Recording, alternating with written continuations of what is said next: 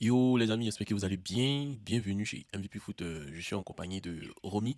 Romy qui va faire un court, bref passage dans l'analyse. Comme vous voyez le titre, aujourd'hui on va parler des 5 grands défis qui attendent le coach Faye MS voilà, en 2025. Et Romy va donner, selon toi, quels sont les 5 grands défis du coach Faye MS? Bonjour à tous les auditeurs et auditrices. Je vous salue depuis partout où vous êtes à travers le monde. Que la santé vous le qualifie. Bon, comme je l'ai déjà pu vous dire, les 5 grands défis d'Ernest Faye. J'espère que vous avez le bic et le stylo. Le premier des défis, c'est se qualifier pour la Coupe du Monde. Le deuxième défi, c'est se qualifier pour la Coupe du Monde. Le troisième défi, c'est se qualifier pour la Coupe du Monde. Le quatrième défi, c'est se qualifier pour la Coupe du Monde. Et le cinquième défi, c'est se qualifier pour la Coupe du Monde. Voilà, c'est 5 défis.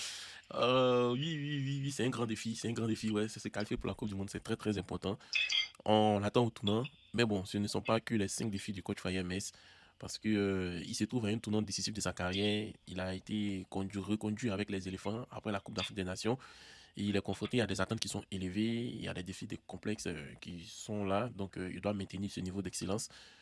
Moi, je dirais que l'un des défis des Faye MS, c'est de défendre le titre à la CAN 2025 au Maroc. C'est le premier défi de Fire MS. Voilà. On sait que la CAN était organisée à domicile en 2023, on l'a gagné. Mais au Maroc, ça va être un défi de taille. Voilà, la Côte d'Ivoire sera sous les projecteurs en tant que champion en titre. Les attentes des supporters sont élevées. On est galvanisé par des triomphes. On ne veut pas de contre-performance en fait. Voilà, ça va être perçu comme un échec retentissant. Donc la compétition au Maroc s'annonce être relevée pour des équipes comme le Nigeria, le Sénégal, l'Algérie, le Maroc, le Cameroun. Même le Maroc qui bénéficie d'un avantage sur son terrain, ça va chauffer. Donc il va devoir s'appuyer sur des leçons de la CAN en Côte d'Ivoire, où il avait transformé une équipe en difficulté en championne grâce à une approche tactique et audacieuse. Donc il devra non seulement maintenir cette dynamique, mais aussi innover pour surprendre des adversaires qui auront analysé son style de jeu. Donc il doit travailler sur des variations tactiques, il doit alterner en 4-3-3, en 4-2-3-1, ou en 3-5-2, ou en 3-4-2-1, ou en 3-4-3. En tout cas, il doit assurer une discipline défensive face à des équipes rapides et techniques. En tout cas, la CAN 2025 va se dérouler dans un contexte où les conditions climatiques pourraient influencer les performances. Donc, le coach va se préparer pour s'adapter à ces différents facteurs. Qu'est-ce que tu en penses face à la CAN qui arrive, face au premier défi? Bon, bon, on ne veut pas. On s'entend à ce que Ernest Faye fasse une belle prestation à la CAN. Remporter, ça sera bien de conserver le titre. Mais il y a une, je pense que la CAN au Maroc, il y aura une plus grande rivalité. Le Maroc, il y a 2 ans, n'est plus le même Maroc. C'est le même Maroc qui sera à la CAN 2025 à domicile en plus. Donc, c'est actuellement la meilleure équipe africaine. C'est l'équipe qui a le plus de jeux sur le continent actuellement, qui produit le plus beau jeu.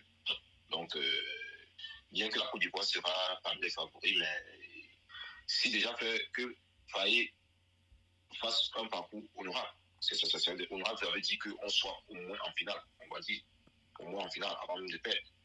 Mais sans vouloir changer de sujet, moi je pense que la priorité, sincèrement, pour moi, c'est la participation à la Coupe du Monde. À Parce la que la Coupe du Coupe du Monde. Monde ne peut pas se permettre de manquer la Coupe du Monde 2026. Encore. Ça va faire, donc ça va faire 8 ans. Ah, non, ça Que, fait déjà 8 ans qu'on n'a pas oui, participé.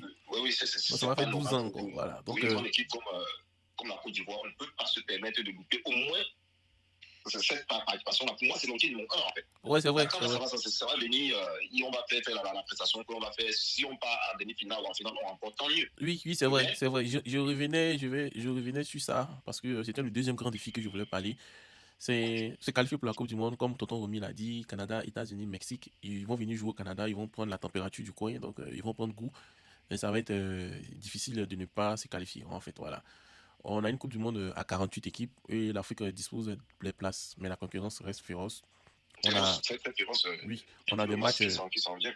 on a des matchs cruciaux contre le Gabon et le Kenya. Ces rencontres vont mettre à l'épreuve la capacité à FIMS à tirer le meilleur de son équipe face à des équipes bien organisées. Donc c'est une qualification qui est exigeante en termes de constance et on voit que le coach n'a pas, bon, c'est pas ce qu'il a prouvé mais il n'a pas totalement prouvé quoi. Voilà, il a hérité d'une équipe qui était en crise après le limogeage de tonton Jean-Luc Gasset. Voilà, son succès c'est reposer une gestion à court terme. Donc, il va devoir construire une campagne cohérente sur plusieurs mois. Ils vont gérer les blessures, gérer les suspensions, les fluctuations de forme des joueurs. On a par exemple eu les blessures de Amad Diallo, Ahmed Junior Traoré, Sébastien Allaire. Donc, c'est pour cela même pour jouer au Canada actuellement, le match amical, là, il a préféré reposer les joueurs pour qu'ils puissent soigner les petits bobos. Donc, il doit aussi adapter son style de jeu aux différents adversaires, que ce soit le Gabon qui mise sur la vitesse et la contre-attaque, que le Kenya qui adopte une approche très physique. Donc, ça va être une analyse approfondie sur cela, en fait. Voilà.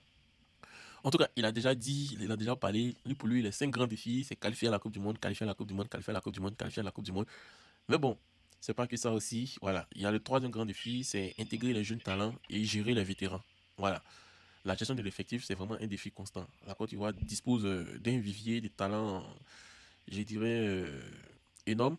Mais trouver l'équilibre entre les joueurs expérimentés et les jeunes joueurs qui sont prometteurs, c'est bâtir une équipe à Excuse-moi long terme. de te couper. J'avais déjà ici sous Faye, à cause qu'on peut aller chercher les viviers, les talents, la future génération, ceux-là qui sont encore jeunes, l'intégration des binationaux, l'intégration des jeunes qui jouent partout. Et en Afrique, on voit des Ivoiriens, au Simba, à l'Espérance de Tunis. Le problème, c'est que, comment s'observe ce renouvellement-là? Est-ce qu'on le vit actuellement? Moi, sincèrement, je ne vois pas ce renouvellement. J'ai l'impression qu'à Tika, comme moi, on tourne autour du pot. Non, mais tu vois, il y a eu Evan Guesson qui est venu au niveau de l'attaque. Au niveau du milieu de terrain, on a Baba Non, Mohamed qui est Evan Guesson est monté. là devenu un vétéran. Là. On ne peut plus pas parler d'Evan Guesson. En un an, il est devenu vétéran, quoi. Donc, oui, Evan Guesson sont dans ce sont les binationaux qui ont déclaré leur flamme pour le pays. Evan Guesson, il a 23 ans, il aura 24. Oui, Il a déclaré son amour pour le pays. On voit des jeunes petits de 18 ans. Je parlais du meilleur buteur de la Ligue 2. Et le petit de Désiré, et vu que on n'a pas vraiment vu quelles sont les initiatives que la fédération a mis en place. Parce que je vais te dire quelque chose, Pascal. À un moment donné, pour certains joueurs, on peut même utiliser même le pouvoir pour politique, des fois. Ouais. Je te dis, les gars qui sont à la Fédé ont le pouvoir pour politique à eux. Ils peuvent carrément dire que, c'est pas moi le ministre ou bien Alassane Ouattara appelle les parents de Désiré. Je te rappelle que à un moment donné, en France, Emmanuel Macron appelait Mbappé pour lui qui ne devait pas quitter Paris, c'est Saint-Germain. Ouais, c'est vrai. Parce que Mbappé représente quelque chose de gros. On a vu Désiré a prouvé son talent. On a vu le petit Denis. Mais bon. Est-ce que vraiment il y a des initiatives, des petits qui peuvent mettre en lumière le pays? Regarde le petit. Je te dis, il faut, je ne dis pas qu'on va aller étouffer le petit, étouffer les gens, mais tu dois prendre des initiatives et être clair. Dis-moi, de toutes les nations qui sont en train de faire, donne-moi un là qui a marqué c'est un but cette saison. Evan non, Evan Guesson, c'est un autre. Pour moi, je pense que ça passe dans la garantie. Je ne vois pas qui va venir dedans. Je ne vois pas en quoi sa non-sélection dans une compétition majeure pour poser problème aujourd'hui. En tout cas, ce n'est pas un problème, ça, c'est sélection. Et dis-moi, à part tout ce que tu connais là, donne-moi un binational qui a marqué plus de 5 buts et qu'on connaît que Faye a fait des démarches. Ça n'a pas abouti. Il y a le petit de Lorient. Il a dit qu'il a fait des démarches. Quelles sont les démarches qui ont été faites? Non, on ne sait absolument rien, mais... On ne sait absolument pas rien. Ouais, mais il y a le match amical Canada, Nouvelle-Zélande, que j'ai un correspondant, Marc, avec qui on fait les débriefs ici, qui va représenter MVP Foot en fait. Voilà, donc il va poser les questions. On aura des questions à poser pour le coach, donc je pense qu'on va dire dans les côtes, voilà, comme on dit en ivoirien, voilà. En tout cas, deux jours là, tu es devenu pro. En tout cas, moi, je suis pro football. Pro football. J'ai dit, c'est que il faudrait avoir une politique claire pour un renouvellement de génération. Ouais, mais on voit un peu la politique de renouvellement de génération. Oui, ça va être. On n'a pas le gars qui joue, c'est ouais, mais tu sais quoi, ça va être un autre sujet de vidéo en fait. Tu comprends? Voilà, parce que ça va être très long, parce que ça va être un débat où je pense que si on était dans un parlement, le coup de poing allait sortir, parce que ça va être un gros débat. Voilà, la politique de renouvellement. Donc abonnez-vous et donnez vos points de vue aussi. On va faire un autre débat sur ça, parce que c'est un débat, je pense que ça va être très très passionnant. Voilà. Troisième défi. On a parlé du troisième défi, on va parler du quatrième défi. C'est de maintenir la cohésion d'une équipe sous pression. Voilà. La CAN 2023 a été marquée par une résilience exceptionnelle. Les joueurs étaient gonflés à bord. Ils ont été humiliés comme pas possible. Et le coach Faye a su transformer une équipe au port d'élimination en championne. Donc, il doit préserver cette cohésion face à des pressions accrues. On sait tous que les attentes des supporters sont élevées, et c'est même amplifié par le succès. Donc, ça peut devenir un fardeau si les résultats ne se suivent pas immédiatement. On voit tous, lorsqu'on a perdu au Libéria contre la Sierra Leone, on a perdu contre la Zambie, on voit comment les Ivoiriens ont ginseng le coach. Donc, on est trop très exigeant. On scrute chaque décision et chaque choix tactique de l'entraîneur. Il faut aussi que le coach puisse gérer les égos. Voilà, c'est un autre aspect aussi. Il y a des joueurs qui évoluent dans des clubs prestigieux. Il y a des joueurs qui ne veulent pas venir en sélection. Eux, ils ne viennent pas pour des matchs un peu à faible enjeu. Et ils veulent venir au match à haut enjeu. Il y a des joueurs qui ne veulent pas qu'on mette huile dans les riz. Un peu de tout ça. Des joueurs qui sont un peu blessés à l'épaule et ils comptent ne pas venir. Il y a des joueurs qui sont fatigués, qui ne veulent pas venir. Vous voyez, donc il faut vraiment gérer le goût. Il y a des joueurs qui veulent être sélectionnés depuis un moment et le coach ne les appelle pas. Il y a des joueurs qui ont décidé pour la Côte d'Ivoire, ne les appelle pas. Il y a des joueurs qui n'ont absolument rien à voir dans l'équipe, ils sont appelés. Donc, du coup, on voit que c'est un peu bizarre. Il faut vraiment gérer les égos de ces équipes. Il y a des joueurs qui sont là, mais qui ne sont pas titulaires. Pourtant, ils sont très titulaires dans les clubs. Il faut gérer tout ça. Voilà. Il y a la pression externe aussi, hein, qui vient avec les supporters, les médias, même comme vous nous connaissez. Hein, donc, ils doivent naviguer dans ces environnements politiques.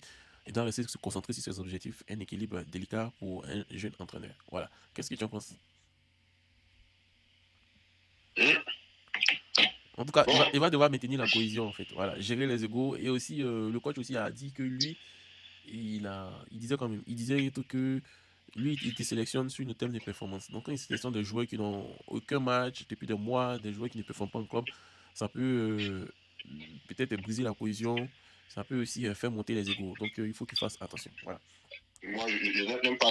Oui, on se sur la performance, mais je trouve qu'il y a on sous-estime certains championnats. Moi, je me souviens qu'il y a un attaquant là, il joue à Middlesbrough. J'ai carrément, la saison passée, c'était carrément le deuxième meilleur attaquant ivoirien sur le marché. Il joue même maintenant aux États-Unis. Il est venu avec la saison là, il a joué 15 minutes contre les Kenya. Franchement, est-ce qu'on a donné vraiment la chance à lui? Pourquoi appeler quelqu'un? Si c'est pour moi, depuis là, on n'a même plus appelé. Même pour le rassemblement de type de ce qui se passe au Canada, là, on l'appelle même pas. Pourtant, c'était le deuxième meilleur buteur. En championship est comme le championnat de Ligue 1. On ne sait plus où il est passé. Donc, pour moi, je trouve que est-ce qu'on donne vraiment la chance à ces jeunes-là? Konaté, quand même dommage, Konaté, quand il y a eu trop de blessures cette saison. Le gars n'a pas trop de chance en début de carrière. Les blessures ne le laissent pas. Mais même quand il est venu, on a donné combien de chances à Konaté? Même quand on lui donne. Même Ousmane Djomandé, tu comprends? Voilà. Mais bon, si c'est tout ça là, on va comment il dit voilà, on va faire ginseng, parce que les défis, c'est pas dans les défis qu'on va ginseng. Voilà, donc on va terminer avec parce que je pense que ça fait déjà plus de 15 minutes. On va terminer avec le 5e défi de coach Fayet Metz, qui doit adapter sa philosophie aux tactiques aux standards européens. On sait tout ce qu'il a obtenu, une licence UEFOA BEPF, moi j'appelle BEPC. Voilà, UEFOA BEPC, c'est une étape importante qui le rend éligible pour entraîner dans les championnats européens, que ce soit en Ligue 1 ou en Ligue 2. Ce développement personnel ajoute un défi supplémentaire. Il doit non seulement maintenir son succès avec la Côte d'Ivoire, mais aussi démontrer qu'il peut adapter sa philosophie aux standards européens. Voilà. Les standards européens, ce sont des styles qui sont basés sur un jeu offensif, une forte intensité. Et est-ce que ça peut fonctionner en Afrique? Bon, on va voir ce que ça va donner. De toutes les façons, c'est le défi du coach Fayet Metz. Il y a la Coupe du Monde qui arrive. Il faut qu'il puisse transformer cette équipe qui ait des tactiques au standard européen. Voilà. Donc, en gros, MS Fayet se trouve à un carrefour crucial. Il doit défendre le titre de la CAN 2025, qualifier la Côte d'Ivoire pour la Coupe du Monde. Tu peux le redire encore? Qualifier la Coupe d'Ivoire pour la Coupe du Monde 2026. Voilà. Donc, j'ai dit qualifier la Côte d'Ivoire pour la Coupe du Monde 2026. C'est l'un de son plus gros défi pour 2025. Il doit gérer les effectifs, il doit maintenir la cohésion d'équipe, il doit préparer une éventuelle carrière, que ce soit en Europe ou en Coupe du Monde. Donc, ce sont ces défis qui vont lui mettre à l'épreuve ses compétences. Il a une capacité à relever ces défis qui se repose sur sa résilience, son intelligence tactique et sa gestion humaine. En tout cas, l'avenir est devant lui. Et qu'est-ce que vous en pensez des défis du coach Fayet Metz? Merci à Romy d'avoir partager son point de vue, c'est vraiment apprécié. Et là, je pense qu'on va lancer un autre débat sur la gestion des effectifs. Voilà, le renouvellement des effectifs du Fayet Metz. Bon, j'aurais voulu parler un peu à Nestal, mais bon, comme tu vois, il va couper. Ok, donc on se dit à très bientôt.